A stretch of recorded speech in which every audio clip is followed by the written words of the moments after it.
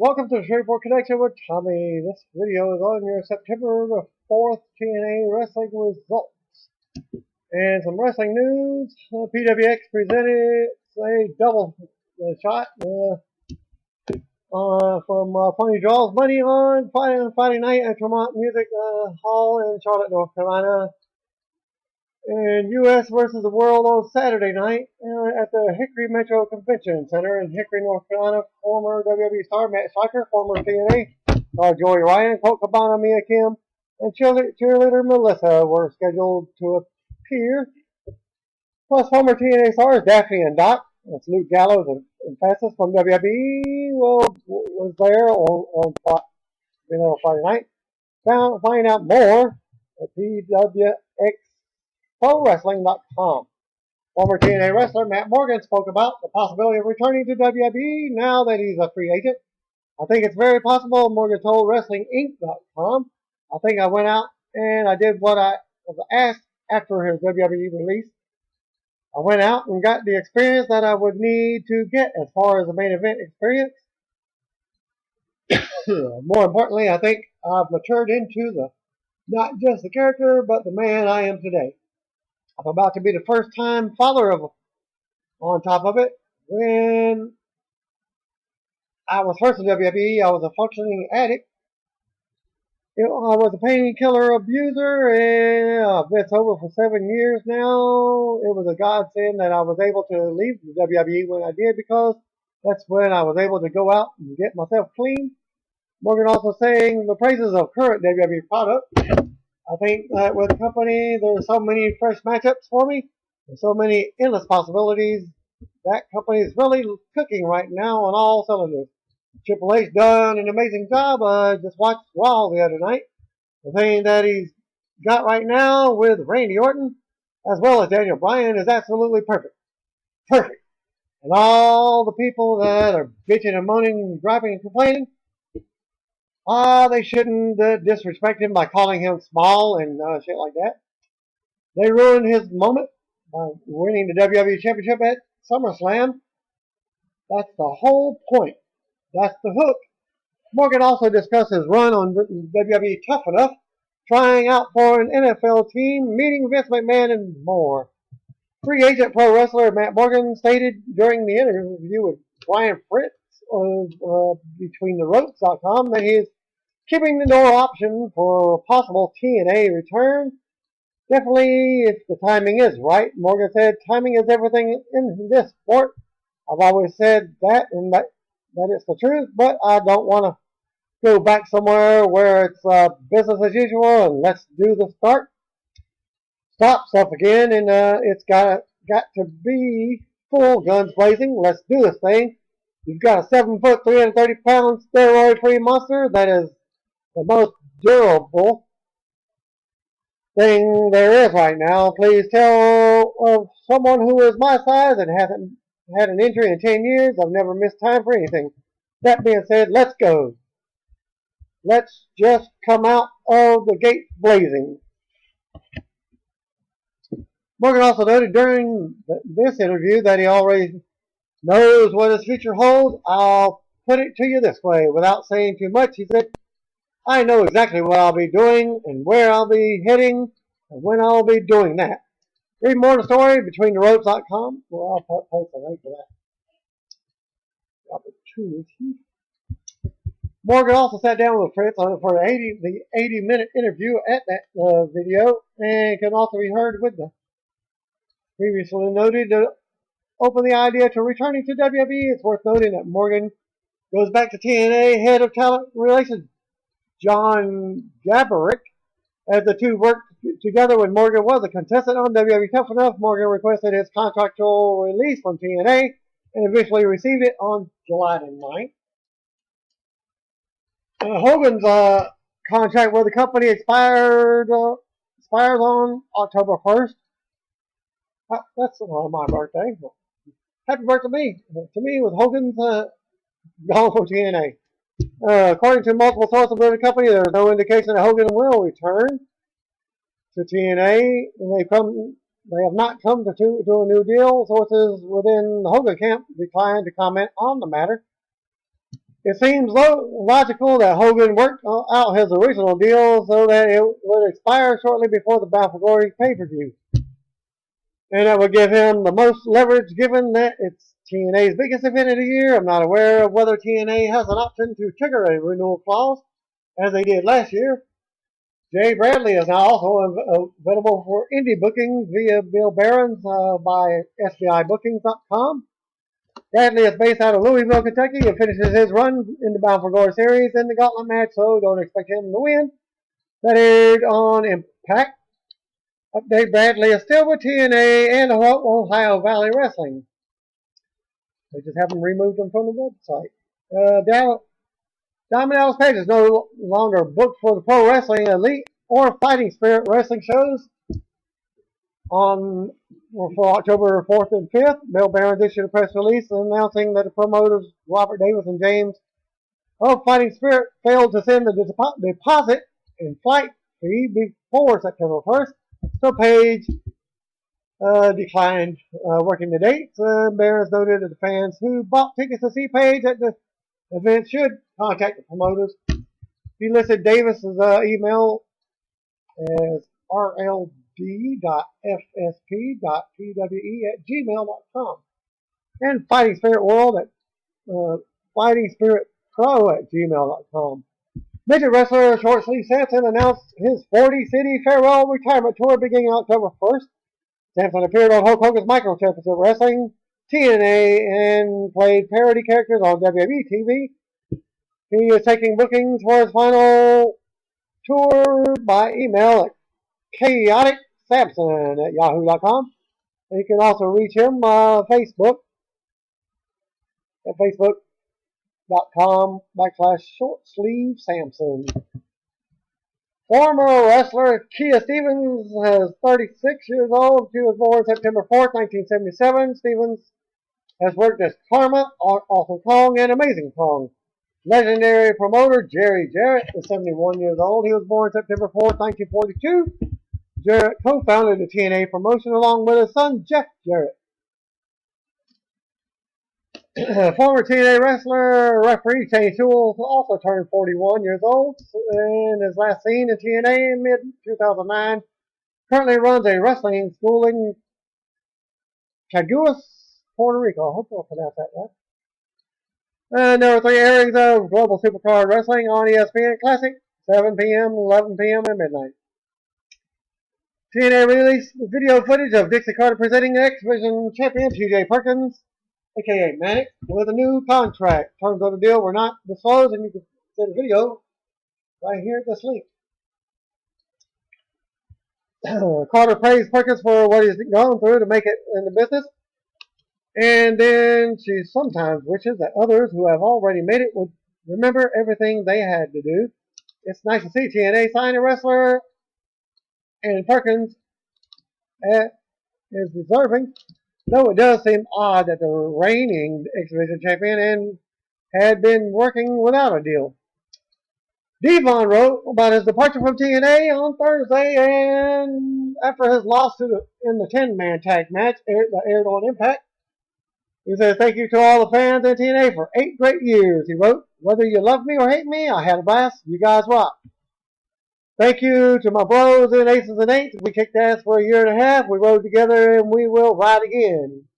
I would like to thank the TNA wrestlers for 8 great years. You guys are truly my family. And just so you know, I'm not done yet. Follow him on Twitter, /TestifyDevon. Devon took the pin in the 10-man tag match that carried the stipulation that the losing wrestler must leave the company. He is among the TNA wrestlers advertised for the Body Slamming Breast Cancer 2 event that takes place on September 14th in Melbourne, Florida, at the Melbourne Auditorium. The advertising notes that all proceeds will benefit single mothers fighting breast cancer. The other advertised TNA wrestlers include Samoa Joe, Kurt Angle, Jay Lethal, Mike Knox, Wes Briscoe, and Garrett Bischoff. Hulk Hogan Uncensored takes place on the same night in Toronto, Ontario, at Metro Toronto Convention Center as part of the Fan Expo Canada event.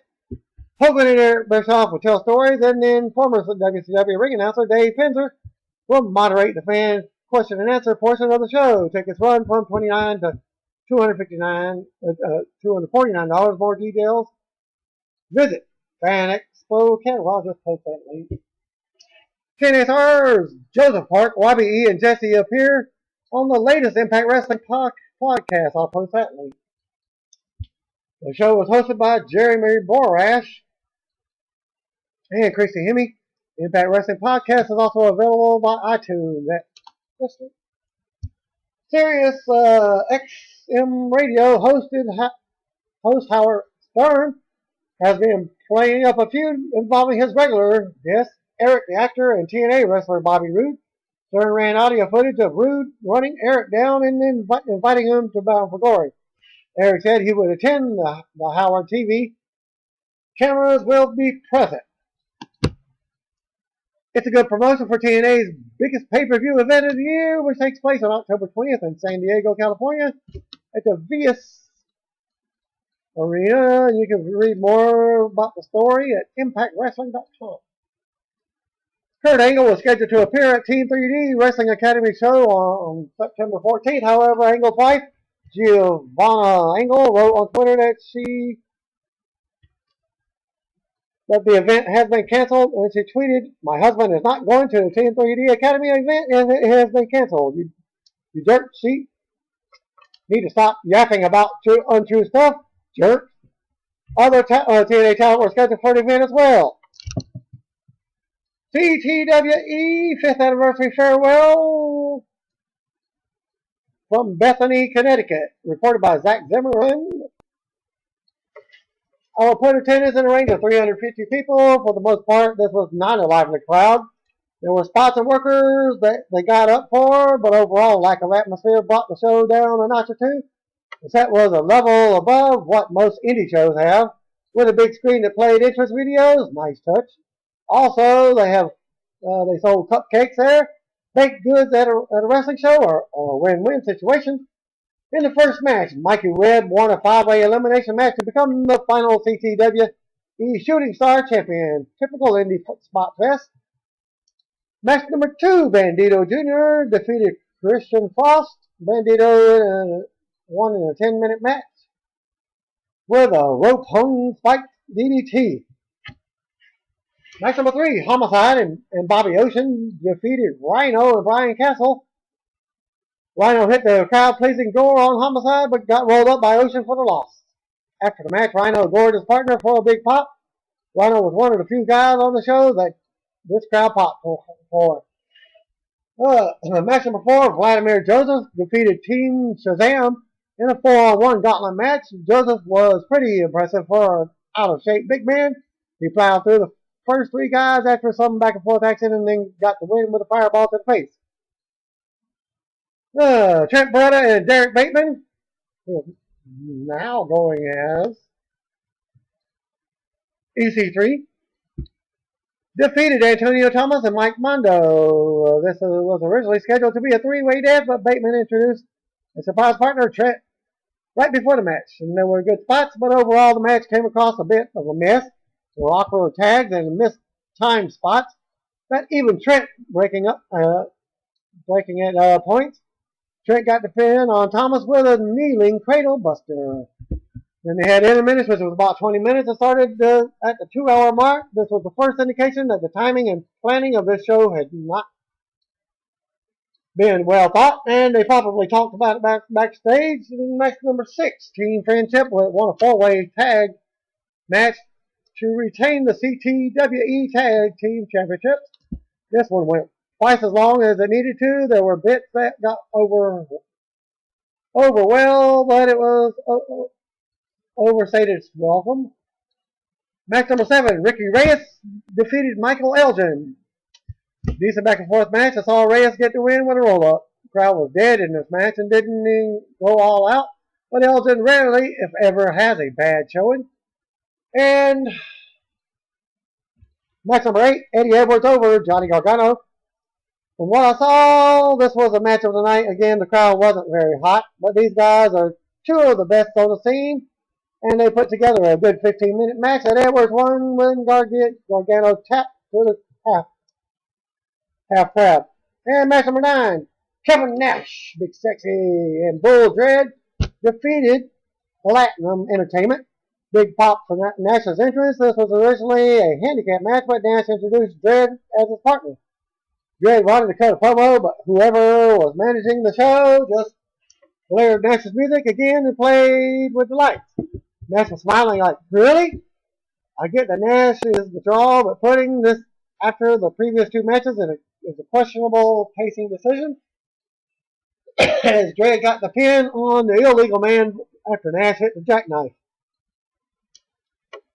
By this point, the 3-hour and 45-minute mark, about a third of the crowd had left. CTWE owner Joey Bricko came to the ring rather than noticing that the crowd was exhausted and leaving. Carried on with what turned out to be a 15-minute talking segment in the ring. He talked about why he started CTWE, dropped a bunch of insider language, and made amends with the workers as he had issues with storyline-wise. At about 11 p.m., 4 hours into the show, Northeast Wrestling champion Brian Anthony came to the ring and announced that NEW would be taking CTWE's place in Bethany on a monthly basis. They joked about how long the show was running, yet continued to drag the segment out. Unreal. The only show I've ever spent 4+ hours was at WrestleMania, and this was how long the show was running, yet continued to drag the segment out. And this wasn't about to be the second. I walked out of the show for the first time in my life, and I was not a happy guy under Indies. Take notice. Put some thought into planning, timing, and pacing your shows. If that means only having 7 or 8 matches instead of 10, so be it. If it means shaving some time off matches and segments, so be it. This was very unacceptable. And your match number 10, Luke Sharp, won a 5-way elimination match to become the final CTWE heavyweight champion. There was a lot of heat on Hogan with TNA for booking a licensing deal with 2K Sports to appear in the WWE 2K14 video game. Eric Bischoff has denied those reports, stating that there was no deal between 2K and Hogan. Bischoff posted the following on Twitter: interesting to read. The choir of idiots suggesting that Hulk did a deal with 2K Sports illustrates just how ignorant these experts are, and how these experts are attempting to frame a narrative to sell their BS. And the Hulk Hogan 2K Sports deal, WWE is simply utilizing trademarks assets they currently own in repackaged video games. Nothing new, but that's not what the parasites and morons who run dirt sheets want you to know. Former Major League Baseball player Jose Canseco expressed on Twitter that he is trying to get the attention of TNA president Jason Carter while chatting up with Rick Bowe on Twitter. Bowe also reportedly is trying to get into professional wrestling as well. Riddick sent the following message to Canseco and Robbie E. on Twitter. Yesterday is at Robbie Impact. What's up, partner? Being we have same manager, how do I become a bro and your tag team partner? You need a tough guy, partner. Canseco replied back with the following. At Robbie E. Impact, what's up, bro? When you coming to Vegas? Ask at TNA Dixie to get me in TNA. I will be your bodyguard. TNA announced that Magnus will not appear on Impact due to an unforeseen issue, and you can read more at ImpactWrestling.com.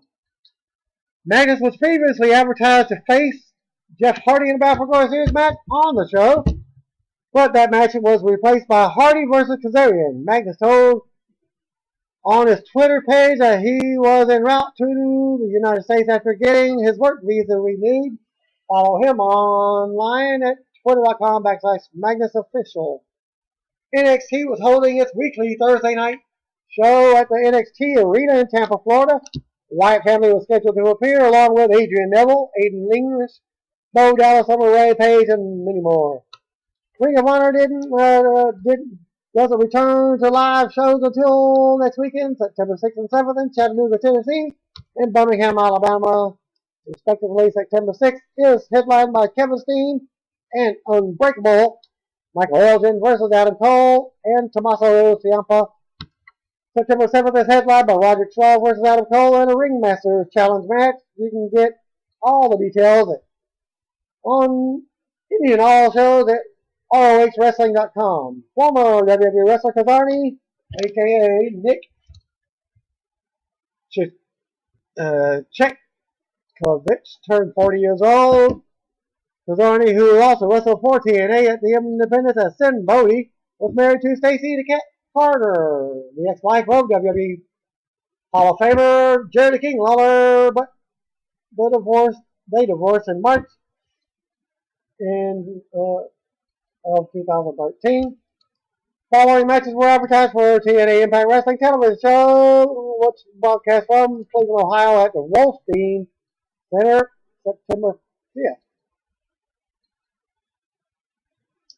Hogan returns. AJ Styles explains what made him change his attitude. AJ Styles versus Bobby Roode in the Battle Royal Series match. Austin Aries versus Christopher Daniels in the Battle Royal Series match. Jeff Hardy versus Kazarian in the Battle Royal Series match. And here's the results. As it was taped on August the 30th, Eric Young defeated Jay Bradley. Mickey James came out for a promo. ODB interrupted and they fought. Chris Sabin versus Nuts. Nuts brought a hammer in, but Sabin took it away and hit him with it. Winner by disqualification, Nuts. AJ Styles won the gauntlet match. Storm and Gunner are out for a promo, but they are ambushed by the Aces and Eights. This led to a match. Aces and Eights used a weapon behind the ref's back to pick up the win. AJ Styles came out to pick up his opponent for no surrender. He chose Austin Aries. Magnus versus Roode was announced for no surrender. Bully Ray versus Sting in non-title match. Hogan bans Tito from ringside and makes the match a no DQ. Bully takes the padding off the ring. Sting got the upper hand and the Aces and Eights interfered. Main event Mafia members came out and the two factions brawled backstage. Anderson had the hammer, but it's taken away by the ref, leading to Sting winning by submission. Anderson and Bully got into an argument, and it's revealed that Anderson will face Bully for the world title at no surrender. And the actual results. Impact leading into no surrender next week. Open with Mike today introducing the show. Today plugged Sting versus Bully Ray in a 20-man Bound for Glory Series gauntlet match for tonight. And this led to pre-tape sound bites from Kazarian, Austin Aries, Bobby Roode, Mr. Anderson, AJ Styles, Samoa Joe, Hernandez, Jay Bradley, Joseph Park, Christopher Daniels, Jeff Hardy, and Magnus discussing the gauntlet match. Back in the arena, Aces and Eights music played to start the first segment. Out came TNA champion Bully Ray, who was joined by Brooke Tessmacher and Tito Ortiz. Bringing up the rear was Mr. Anderson alongside his subgroup of Wes Briscoe, Garrett Bischoff, and Mike Knox. In the ring, Bully told the audience that Aces and Eights is in total control of things. Ray said they hang together, do everything together, and bang together. Ray said he knows last week might have been a little harsh, but they're all past that. Ray then hugged Bischoff, Wes, and Knox. Ray knocked this with Tito and told him not to listen to Tito's such chance. Ray stopped to Mr. Anderson, who was leaning against the ropes, ready to absorb Ray's false sincerity. Ray said he has more love for Anderson than his brother Devon. Ray pulled in Anderson for a hug, and Anderson responded with a light tap on the back. Ray then announced that Knox is facing Chris Sabin tonight. Then Wes and Garrett face the TNA Tag Champions. Then Anderson will win the BFG Series gauntlet match tonight to win 20 points. Ray closed by addressing the hard camera that he's got Hulk Hogan at checkmate, and he accepts a fight with Sting tonight. Ray assembled the troops for the night before the A&E music played again. That's A&E. That's Aces and Eights. After a few awkward moments of Ray standing in the ring with Knox, Chris Sabin's music played to bring out the most recent former TNA champion. And he said it's his first match since losing the TNA title. Commercial break at 9 minutes 9 seconds. In. Chris Sabin versus Mike Knox with Bully Ray and Brooke Tessmacher. Bell sounded back from the break. Saban instantly sold concern over Ray's ringside presence before locking up with Knox, who knocked down Saban. Saban responded with a test of strength tease, but instead kicked Knox's knee to begin targeting the left knee. Saban tried to get ahead of steam for a splash, but Knox intercepted with him with a body splash. Knox slowed down the pace as Taz entered therapy mode. That he doesn't like a lot of people. That's kind of my thing, Taz noted. Knox continued to slow down the pace and work on Saban while the fans facing the hard camera focused on other events besides what was happening in the ring. Today even noted that today is having a hard time concentrating on the match itself. So he entertained Taz by changing subjects to Hogan booking Bully in a title defense against Ace's Ace member next week. Saban avoided a splash to retarget Knox's knee, then came off the top with a missile drop kick. Suddenly, Ray handed a hammer to Knox, who lost control of the hammer, apparently because he's not very coordinated. Saban then dove at the hammer, retrieved it, and smashed Knox over the head, drawing the disqualification. Post-match, Saban flipped out, apparently unable to understand how he was DQ'd for using the hammer. Saban shouted at the ref that Knox brought the hammer into the ring as Taz called Saban a maniac. Saban continued to rant and rave, then clutched his head in frustration to conclude this segment, which Knox won by disqualification with 5 minutes 58 seconds. Next up was knockout champion Mickie James, had a special performance. With a commercial break at 9 minutes 20 seconds in. Moments ago, they showed Chris Saban pop Knox with a hammer. They didn't understand why he was DQ'd. In the hallway, Velvet Sky tried to calm down Chris Saban. Saban said every time the hammer comes into play, he gets screwed. Saban started removing his ring gear and then began muttering to himself that something has to change. Velvet tried to calm Saban down and tell him that he doesn't need the hammer to win. Saban repeated himself over and over about the hammer scaring Velvet, who repeated herself that Saban doesn't need the hammer. This is crap, Saban shouted, causing Velvet to freak out. What just happened? She asked herself after Saban disappeared. In ring, knockout champion Mickie James was introduced to the ring. Mickie went way over the top, shouting, "Hello, Cleveland!" Mickie said you cannot believe how excited she was when she saw Cleveland on her schedule, so she decided to prepare an amazing performance. Smoking monkeys, dancing midgets, the whole carnival ready. Mickie said, who needs the VMAs when they have the MJAs? Mickie held out her old trophy and placed it in the corner before turning her attention to how the media and you people treated her friend Miley is unfair. This is so last week.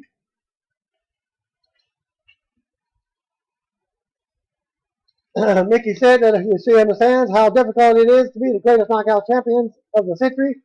So she said to herself, that's just not right. Apparently you don't like the way we twerk it. Mickie said before muttering to herself about how Mickie twerked it. ODB interrupted Mickey's self-talk. ODB asked Mickie if she's really talking about Miley Cyrus in the home of the rock and roll. ODB said one thing Mickie needs to be worrying about is her taking that knockout title. Mickie wasn't buying it. She noted that ODB isn't a star like her, then cheap shot at Mickie from behind. ODB fought back. Then Mickie and ODB went face to face. ODB cleared Mickie from the ring, then vowed to be the next knockout champion. Then we get a backstage segment as Jeremy Borash broke down the BFD series standings. Then JB, Brawley, Hernandez, and Jay Bradley, who are both mathematically eliminated from the top 4. Bradley said a certain organization has offered him money to eliminate someone. Then he proposed a working relationship with Hernandez. Hernandez sold deep thoughts as Impact cuts to a break. Commercial break at 9 minutes 33 seconds. Mid-break, TNA cut to the Aces and Eights holding area. Mike Knox was consuming his post-match victory meal as Wes Briscoe and Garrett Bischoff made fun of him for having something in his beard. A video that was taped earlier today, Sting showed up in the arena and walked down a flight of stairs. Then tonight we got Bully Ray versus Sting. In the ring, Hernandez music played and Chris Hemme introduced the 12-man Glory Series Gauntlet match up next. Tonight noted that they were under the impression that the BFG series was supposed to be wrapped up last week, but Hogan threw a curveball by extending it one more week to this match. Bradley was out next to start the match with Hernandez, and the 12-man series starts. When it gets 20 points after the bell sounded, Bradley took the mic and reminded Hernandez of the offer a lot of money on the table for an elimination of the right person at the right time. Hernandez quizzed the crowd on what he should do. He then kicked Bradley in the gut and chopped him in the corner. Hernandez continued the attack until the clock expired for the next opponent, who was out next, Joseph Park, joined by Eric Young at ringside. Park clumsily overpowered Bradley until Bradley rocked him with an elbow. The match slowed until Hernandez smashed Bradley with a big pounce from across the ring. No eliminations as the clock expired again. Next was Mr. Anderson, who charged the ring to clothesline Hernandez. Anderson then targeted Park, who held on to the ropes to avoid elimination as they cut to a commercial break.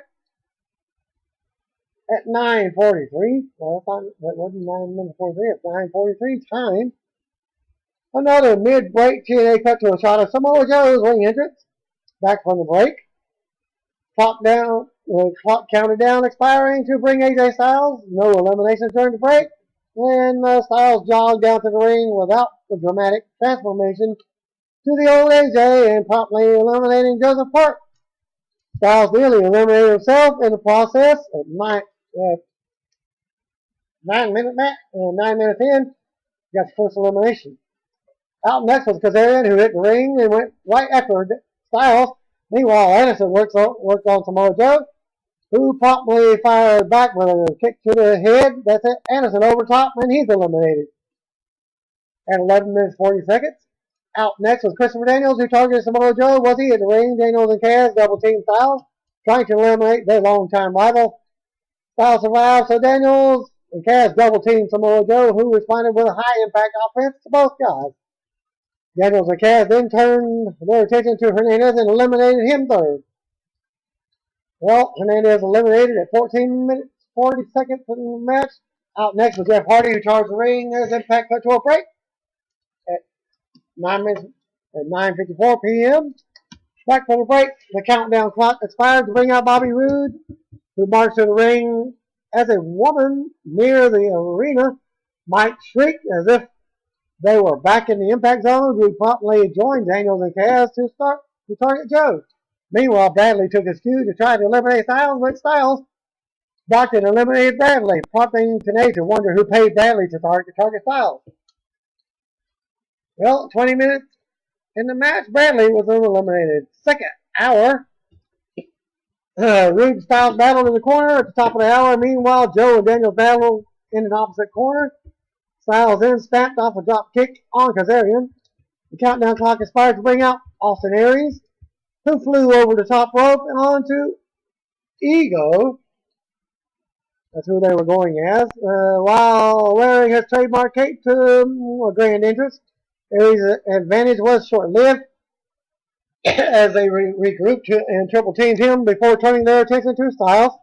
Countdown clock expired again for the final time to bring out points leader Magnus at 23 minutes 30 seconds in. Magnus quickly targeted Daniels with his lift-up body slam finisher. Joe was then eliminated by Ego after Daniels and Kaz ducked a clothesline near the ropes. Joe was eliminated 24 minutes 30 seconds in the match. Basic battle royal style action followed. Then Hardy was eliminated. Exciting Taz on commentary. Well, Hardy was eliminated 25 minutes 20 seconds after Hardy was cut.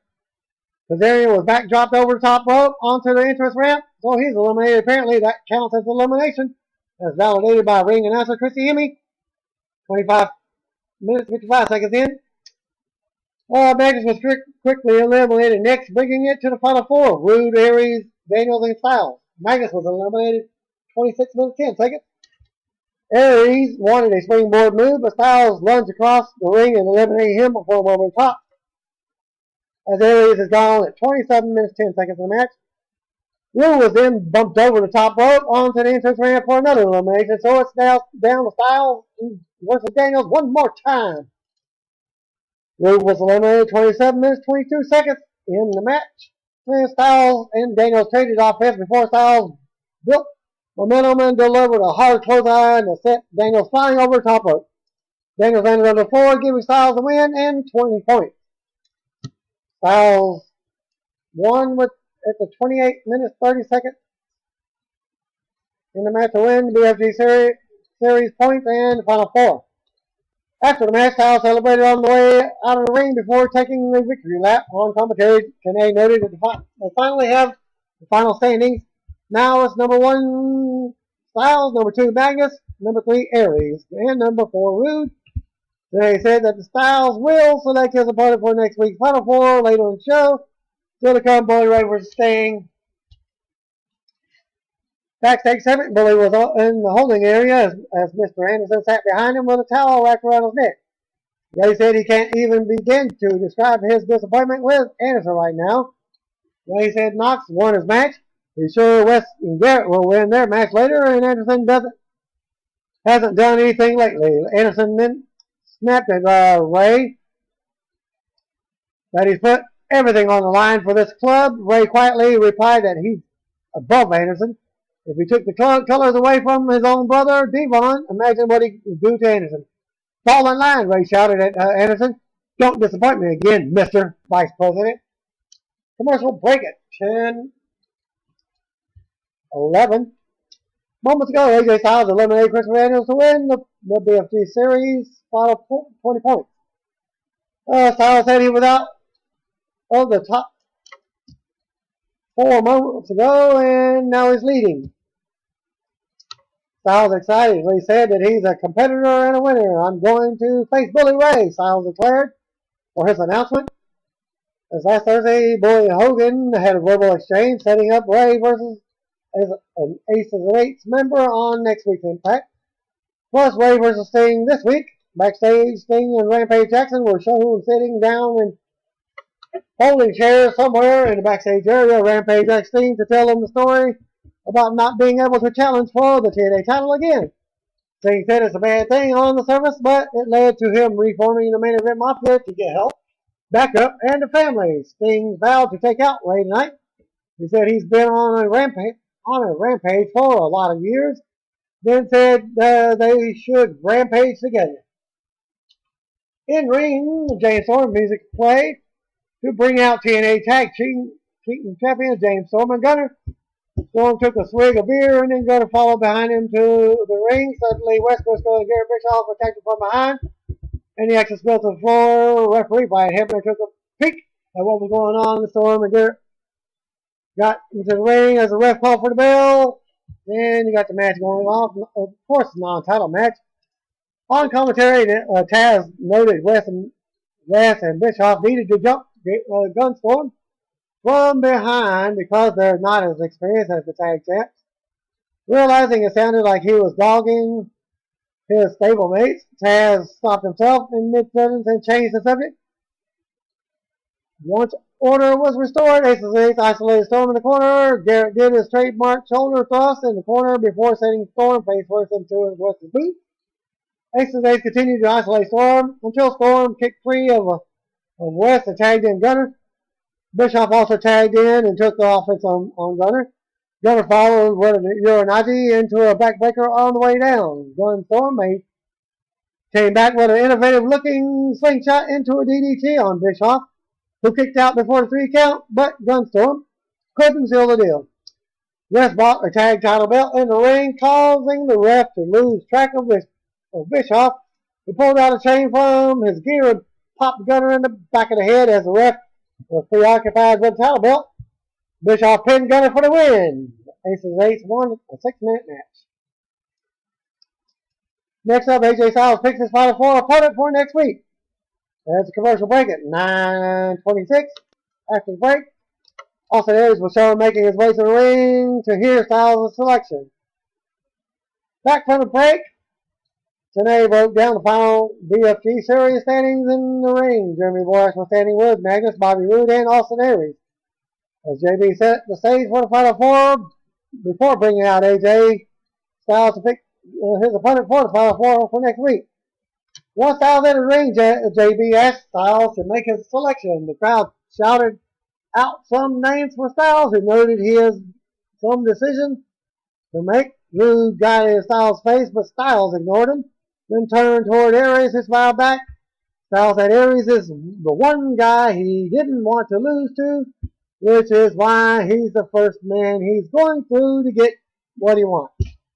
So JB announced Aries versus Styles for next week. Aries responded that he's not big on making predictions and he doesn't like making promises he can't keep. But there will be a winner next week, and that's the fans. In another semifinal, it's Roode versus Magnus. Magnus took the mic from JB and said he loves when a plan comes together. Oh, didn't he just stole a line from Hannibal from the A-Team. Roode continued that he aligned himself with Larian and Daniels for this reason, to get in the final four of the BFG series. As far as he's concerned, he's facing the weakest link, Magnus. Roode vowed to defeat Magnus and advance in the finals before going to Battle for Glory to regain the TNA World title. Magnus wasn't amused by this tough talk, so he mouthed something in Roode's face. Roode took the mic next and said he got this spot by himself, not with help from Daniels and Kazarian. Magnus said he thinks Cleveland is Mafia country, and he said he has his family in the main event, Mafia, to counter Roode's group. Magnus vowed to go through all three of them to become the TNA World Champion at BFG pay-per-view. And Jeremy Borash summed up the final four of Roode versus Magnus and Styles versus Aries to conclude the segment. Next up, we got Sting versus Bully Ray in the main event. Well, at 10:37, back for the break today, broke down the No Surrender Impact lineup for next week. In ring already is Ace and Ace music played to bring out Bully Ray along with Brooke Tessmacher. Tito Ortiz followed closely behind, followed by Mr. Anderson slowly walking behind. Ray told Anderson what his role is tonight before Ray, Tito, and Brooke entered the ring. Sting was introduced next for the main event. No backup for Sting, who came out all alone. Once everyone was in the ring, JB handled the formal ring introductions for Sting versus Bully. Bully then took the mic and told everyone to sit down and shut up. Ray waited out the moves and told Sting that this is a non-title match. Ray reminded Sting of Slammiversary, but when he beat him and with the stipulation that Sting could never wrestle for the title again. Screw you and screw your best friend, Hogan, Ray said. On cue, Hogan's music played to bring out Hulk Hogan on stage. Taz complained about Hogan's presence before Hogan introduced himself. Hogan said he runs the show around here, then gave Bully a receipt that Tito was ejected from ringside. Hogan told security to escort out Ortiz, who complained on the way out. Ray then complained to Hogan that he can't pull that on him. Hogan said he could top that by changing this match to a no DQ match. Taz called out that's an outrage as Ray stared down Anderson, who simply leaned up against the announce table with a self-satisfied look for Ray. Sting suddenly stinger splashed Ray in the corner. The ref called for the bell, and the match quickly spilled to the floor. Sting landed a weapon shot in front of the announce table as Impact cut to a final break at 35 seconds in the match. Well, at 10:49, back for the break, 8 minutes before the top of the hour, Sting was still assaulting Ray with the weapons on the floor. Sting tossed Ray back into the ring and brought a chair with him. But Bully delivered a low blow to cut off Sting. Ray capitalized with a high impact offense as Sting ripped the pain on the mat. Ray left the ring and stared down Mr. Anderson. Before receiving an object from Taz, Ray then began taking apart the ring with the tools provided by Taz. Back in the ring, Ray delivered a chair shot to Sting's back before peeling back the ring canvas and the ring padding. Ray exposed a section of the boards underneath the ring before stalking Sting. who responded with a takedown into the Scorpion death lock. Ray T's tapping out, but Ace's Eights hit the ring to attack Sting. And then they beat Dale Sting while Mr. Anderson watched on the outside. 15 seconds later, Made of Mafia decided to hit the ring, led by Samoa Joe, Magnus, and Rampage Jackson. Cleared Ace's Eights from the ring, leaving Sting and Ray alone in the ring again. Bully wanted to apologize onto the exposed board, but Sting countered with a back body drop. At 9 o'clock, Ray